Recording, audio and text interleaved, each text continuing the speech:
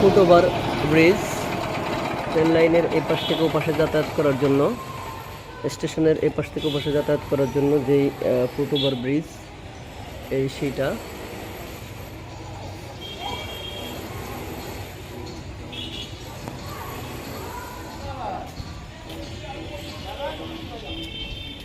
উপরে উঠলে উঠতে পারতাম, কিন্তু উঠলাম না, কেউ ওঠেনি।